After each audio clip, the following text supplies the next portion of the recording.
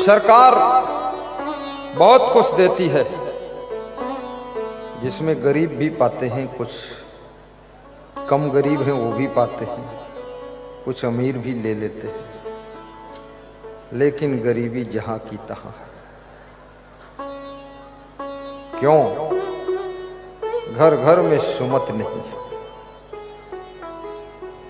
कुमत भरी हुई है, दारू पी जा रही है चुपके चुपके, मांस मछली खाया जा रहा है, बुद्धि भ्रष्ट है, पत्नियों को पीटा जा रहा है और पतियों को गाली दी जा रही है, सासू की टांग पकड़कर घसीटी जा रही है और ससुर के पीठ पर डंडा मारा जा रहा है, बहू का अपमान किया जा रहा है। कभी भी सुख नहीं मिल सकता है। याद रखना, आपके मन में सबसे पहले सुमत आनी चाहिए, और जहां सुमत तहां संपत्ति नाना, जहां कुमत तहां विपत्ति निधाना। भाई भाई में प्रेम हो, पति पत्नी में प्रेम हो, सास बहू में प्रेम हो, पिता पुत्र में प्रेम हो। जिस घर में प्रेम होता है उसी घर में सुमत होती है, और जहां सुमत होती है वहां सहन शक्ति भी होती है और गुरु की भक्ति भी होती है, और वहीं पर दुख और दरिद्र से मुक्ति भी होती है, मुक्ति भी होती है। बोले सद्गुरुदेव की जय। सासू की गरम नरम बात को सहना सीखो, बहू की गलतियों को थोड़ा क्षमा करना सीखो, और ससुर को निभाना सीखो, माता पिता का आदर करना सीखो, और अपने बेटे को संस्कार देना सीखो। जब घर में बहू आती है, बहू बदनाम हो जाती है। सब माता पिता यही कहते हैं कि जब से बहू आई है हमारे लड़के की बुद्धि बिगाड़ दिया, लड़का उसी के बस में हो गया, पता नहीं कौन वशीकरण मंत्र मारा है। बहुएं बेचारी फालतू बदनाम हो गई। कान्हा बदनाम हुआ राधा जी तेरे लिए, और बहू बदनाम हुई पति जी तेरे लिए। फालतू बदनामी उसकी।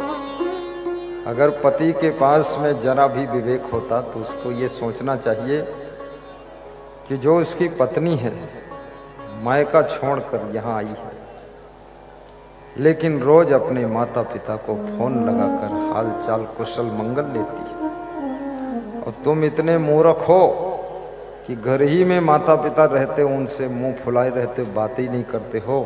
तो तुम्हारी पत्नी की क्या गलती है? गलती तुम्हारी है। वो मना थोड़े करती कि बात ना करो, वो अपने माता पिता से बात करती है, तो तुम अपने माता पिता से बात करो, उनके पांव छो, आशीर्वाद लो। कितने बड़े शाबाश पति होते हैं, वो अपनी पत्नी को दिखाना चाहते हैं कि बस केवल मैं जिंदगी में तुझे ही चाहता हूं और किसी को नहीं चाहता। बस ये माता पिता तो सब बेकार, बस जो कुछ है तू। एक विद्यार्थी मेरे साथ पढ़ता था, मनोज कापरी, ध्यान से सुनना, हरचंदी वाले जवाहर। कहाँ बैठे हो आड़ में छुप के? थोड़ा कुर्सी इधर उधर कर लो, मुंह दिखना चाहिए, लाइन वाइन तोड़ो। वो लड़का पढ़ता था मेरे साथ, तो मैं जब साधु बना तो मैंने सोचा साथ के विद्यार्थी दो चार और साधु बन जाए तो ठीक है। मैं शिक्षकों को भी वैराग्य का ज्ञान देता था, तो शिक्षक तो कोई बने नहीं, और विद्यार्थियों को भी दिया। तो उसको जब ज्ञान सिखाया कि संत हो जाओ, माया मोह छोड़ो, तो उसने हमको एक दोहा सुनाया कि सासु तीरथ ससुरा तीरथ, और तीरथ साला साली है। मात पिता निज घर के छोटे, और चारियों धाम घर वाली है, चारियों धाम घर वाली है। हमने कहा रे तो बहुत मूर्ख है पक्का।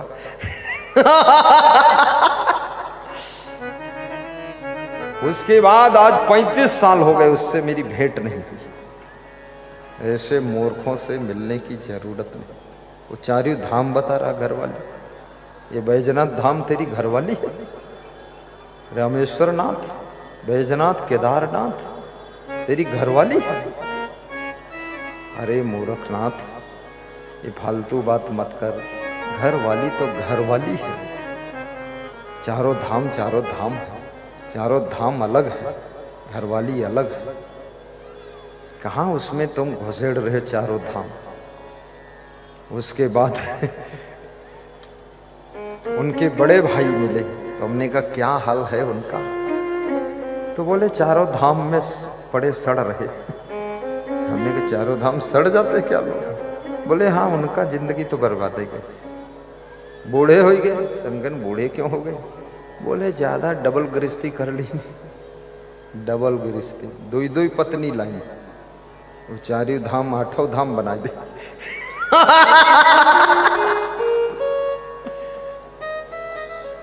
थोड़ा नियम कुछ रखो बाबा।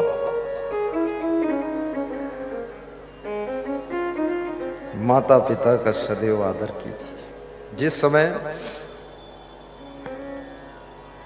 देवताओं की सभा में निर्णय हो रहा था कि गणेश जी को प्रथम पूज्य बनाया जाए कि कार्तिकेय जी को प्रथम पूज्य बनाया जाए, देवताओं ने कहा जो सबसे पहले पूरी पृथ्वी की परिक्रमा करके वापस लौट कर आ जाए उसको प्रथम पूज्य बना दिया जाए।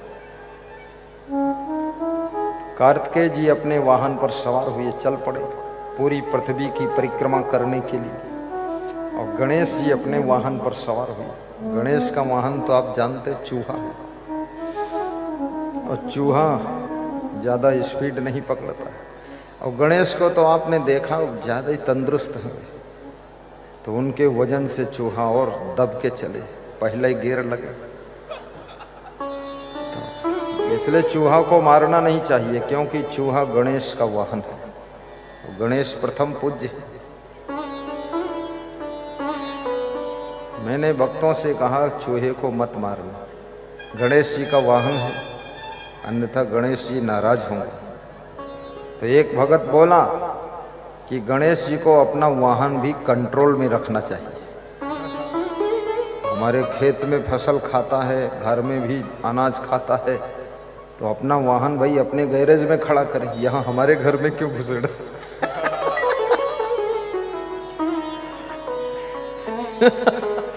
बहुत बड़ी बात है गणेश। तो